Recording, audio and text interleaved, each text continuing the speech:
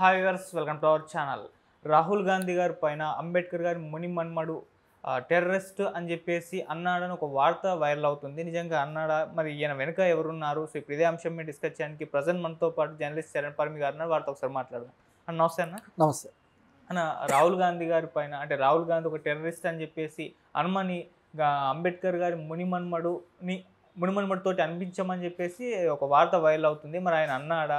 అసలు ఎవరు అనిపించమన్నారు? మరి దీనికి గల కారణం ఏంటి ఏంటన్న ఇష్యూ గురించి ఇది కొద్దిగా కాంట్రవర్సీ ఇష్యూనే. నిజం చెప్పాలంటే అంబేద్కర్ మునిమనవన్ని ఒక పార్టీ ఈ విధంగా అడిగినట్టుగా ఒక వార్త ఏంటంటే రాహుల్ గాంధీ అంటే అది కూడా విచిత్రం అన్నమాట. రాహుల్ గాంధీ అంటే ఇదొక్క విమర్శే కాదు, మరొకటి కూడా ఉంది.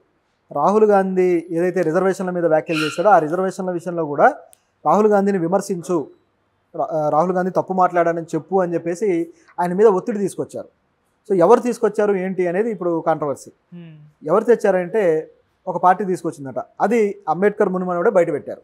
ఓకే, నిజానికి ఇది అసలు ఎందుకు వచ్చింది టాపిక్ అంటే రాహుల్ గాంధీ కొద్ది రోజుల నుంచి కూడా అమెరికాలో కొన్ని యూనివర్సిటీలు సందర్శిస్తూ అక్కడ ఉన్న భారతీయ విద్యార్థులతోటి అక్కడ ఉన్న ప్రవాసులతోటి కొన్ని చిట్చాట్లు చేస్తూ వస్తున్నాడు, సదస్సులు నిర్వహిస్తున్నాడు. ఇందులో భాగంగా వాళ్ళతో మాట్లాడిన మాటల్లో కొన్ని విషయాలు కొన్ని వివాదాస్పదమైనవి. ఏంటంటే రిజర్వేషన్ల గురించి రాహుల్ గాంధీ మాట్లాడారు. ఏమన్నాడంటే భారతదేశంలో రిజర్వేషన్లు తీసేయాలి అని చెప్పేసి అన్నాడు. అది ఎందుకు అన్నాడంటే కొన్ని వర్గాలకి రిజర్వేషన్లు ఫలాలు ఇంకా పూర్తి స్థాయిలో అందట్లేదు, ఇంకా కొన్ని వర్గాలు పేదరికంలోను ఉద్యోగ అవకాశాలు అందుకోలేకపోవడంలోను సమానత్వంలోను చాలా వెనుకబడి ఉన్నారు. వీళ్ళందరికీ ఆ సమానత్వం వచ్చినప్పుడు మనం రిజర్వేషన్లు తీసేయచ్చు, అప్పటిదాకా వాటిని ఉంటాయి. మేము కానీ అవన్నీ సమానత్వం అయితే మా గవర్నమెంట్ వచ్చి వాటన్నిటిని సమానత్వం చేసి అప్పుడు ఆ రిజర్వేషన్లు లేని ప్రభుత్వాన్ని అంటే లేని భారతదేశాన్ని చూడాలనుకుంటున్నానని చెప్పేసి ఆయన అన్నాడు. ఓకే, దీంట్లో యాక్చువల్గా కాంట్రవర్సీ ఏం లేదు. ఎందుకంటే రాహుల్ గాంధీ రిజర్వేషన్లు తీసేయాలనేది కదా ఆయన ఒపీనియన్. రిజర్వేషన్లు ఉండని భారతదేశం కావాలి అంటే అంత అభివృద్ధి చెందాలి, సమానత్వం ఆ స్థాయిలో ఉండాలి, ఆర్థిక రాజకీయ రంగాల్లో సమానత్వం పూర్తి స్థాయిలో రావాలి అనేది రాహుల్ గాంధీ ఇంటెన్షన్.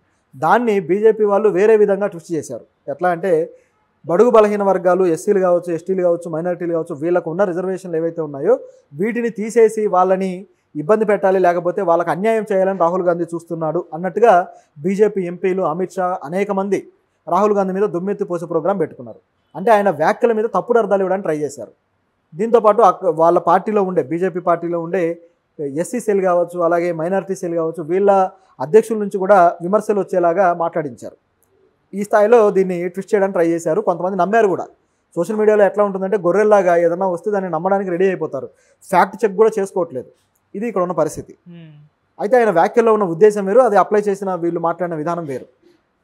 ఇదే విషయంలో అనేక మంది బీజేపీ ఎంపీలు మాట్లాడారు. దీని విషయంలో అంబేద్కర్ మునిమనవడు రాజారత్నం అంబేద్కర్ ఆయన కూడా మాట్లాడాలి.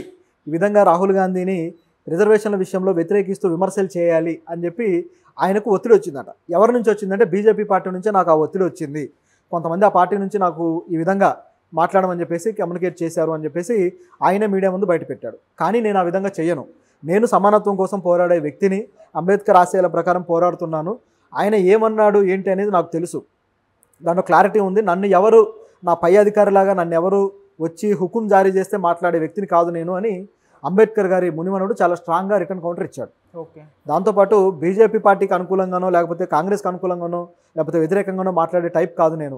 నాకు బీజేపీ ఎంతో కాంగ్రెస్ కూడా అంతే, ఎవరు తప్పు చేసినా నేను విమర్శిస్తా, కానీ ఇక్కడ విషయం ఏంటనేది నాకు తెలుసు అని చెప్పేసి ఆయన అన్నాడు. సో ఇది బీజేపీకి చాలా పెద్ద కౌంటర్. దానికి అమిత్ షా మళ్ళీ తిరిగి మేమేమీ ఆయన్ని ఇలా అనమని అడగలేదు, మాకేం అవసరం లేదు, రాహుల్ గాంధీ మాట్లాడింది తప్పే అని చెప్పేసి వీళ్ళు ఆయనకు రిటర్న్ కౌంటర్ ఇవ్వడానికి ట్రై చేశారు. కానీ వాస్తవం ఏంటనేది అందరికీ తెలుసు. రాహుల్ గాంధీ గారు మాట్లాడిన విషయాన్ని ఇట్లా డిఫరెంట్గా ప్రొజెక్ట్ చేయడం కోసం బీజేపీ తన శక్తుల్ని, తన ఐటీ సెల్ని, తన సోషల్ మీడియాని బాగా వాడుకుంది. ఇలా అంబేద్కర్ మునిమనవడి చేత వ్యాఖ్యానింపజేస్తే దేశంలో ఉన్న దళిత బహుజన వర్గాలందరూ కూడా ఒక్కసారిగా రాహుల్ గాంధీకి యాంటీ అవుతారు అనేది వాళ్ళ స్కెచ్. ఓకే, ఆ స్కెచ్ కూడా పారలేదు, రివర్స్ కొట్టింది. సో అది ఇక్కడ మైనస్ అయిందనమాట. ఆ స్కెచ్ పారకపోయేసరికి వాళ్ళు ఆత్మరక్షణలో పడ్డారు. సో ఇట్లా అయినా రియాక్ట్ అవుతాడని, ఈ విధంగా ఈ విషయాన్ని బయటకు తీసుకొస్తాడని బీజేపీ కూడా ఎక్స్పెక్ట్ చేయలేదు. దళితులకి వీళ్ళందరికీ మేము న్యాయం చేస్తామని చెప్పుకున్న బీజేపీయే ఈడబ్ల్యూఎస్ ఇటువంటివి కూడా తీసుకొచ్చింది రిజర్వేషన్లో. సో ప్రైవేటీకరణ చేస్తూ రిజర్వేషన్లకు గండి కొట్టే ప్రయత్నం కూడా చేస్తూ ఉన్నారు. ఇవన్నీ జరుగుతూ ఉండగా అంబేద్కర్ మునిమడు అంత అమాయకంగా వాళ్ళ బుట్టలో పడతాడని వాళ్ళు అనుకోవడం అమాయకత్వం. సో ఈ విషయంలో ఆయన కౌంటర్ అయితే మెచ్చుకోదగ్గది. ఓకే అన్న, ఇటు రాహుల్ గాంధీ గారు కూడా అమెరికాలో ఉండగా సిక్కుల పైన చేసిన కామెంట్స్ ఎంత కాంట్రవర్సీ క్రియేట్ చేసో తెలిసిందే. సో ఆ ఇష్యూ గురించి ఏం చెప్తారు?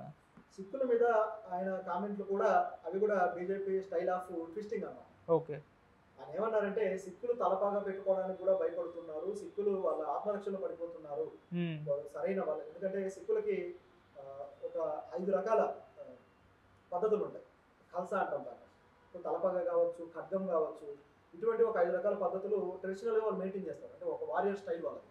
గడ్డం కావచ్చు, హెయిర్, కేశంలో, ఇటువంటి 5 రకాల కా అనే పదంతో వచ్చేవన్నీ కూడా ఉంటాయన్నమాట. వీటిని సాంప్రదాయ పద్ధతిలో అనుసరిస్తూ ఉంటారు. వీటిని అనుసరించడానికి కూడా వాళ్ళు భయపడుతున్నారు భారతదేశంలో అనేది రాహుల్ గాంధీ గారి ఆరోపణ. దానికి బీజేపీలో ఉన్న సిక్కు సెల్ సంబంధించిన కొంతమంది లీడర్లు, బీజేపీ ఎంపీ ఒక ఆయన రియాక్ట్ అయ్యారు.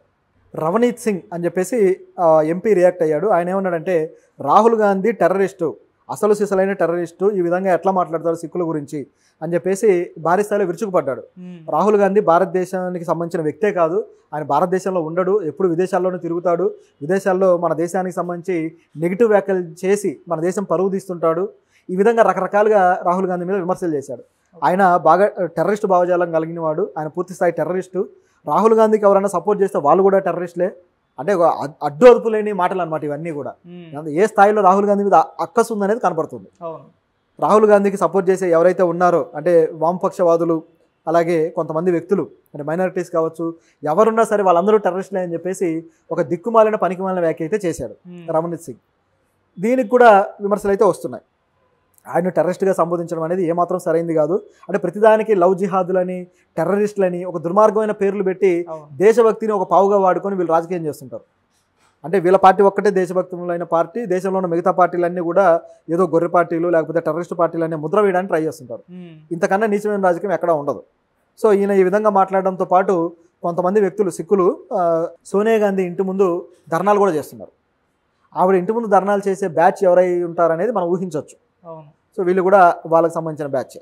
ఇది ఇక్కడ ఉన్న సిచ్యుయేషన్. అంటే రాహుల్ గాంధీ అమెరికాలో ఏది మాట్లాడినా ఈ మధ్యకాలంలో అది వివాదాస్పదం అవుతూ ఉంది. ఎందుకంటే అక్కడ వాళ్ళు నమ్మడానికి అవకాశం ఎక్కువ. ఎందుకంటే మన ఇండియన్ మీడియాను వాళ్ళు ఫాలో అవ్వరు, ఇంటర్నేషనల్ మీడియాను ఫాలో అవుతారు.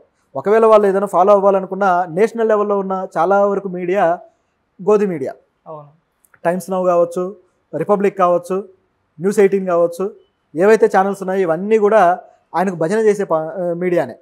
అదాని, అంబానీవి ఇవే వీళ్ళ మీడియాలు. కాబట్టి అక్కడ వాళ్ళు నమ్మే పరిస్థితి లేదు. సో న్యూట్రల్ మీడియా మీద ఆధారపడతారు, లేదంటే అక్కడ ప్రత్యక్షంగా మాట్లాడినప్పుడు అది నమ్ముతారు. దానివల్ల వాళ్ళు మిస్గైడ్ అవుతారేమన్న భయం అనమాట వీళ్ళకి. సో ఆ విధంగా నమ్మకుండా ఉండడానికి రకరకాలుగా వీళ్ళు ప్రయత్నాలు చేస్తూ వస్తున్నారు.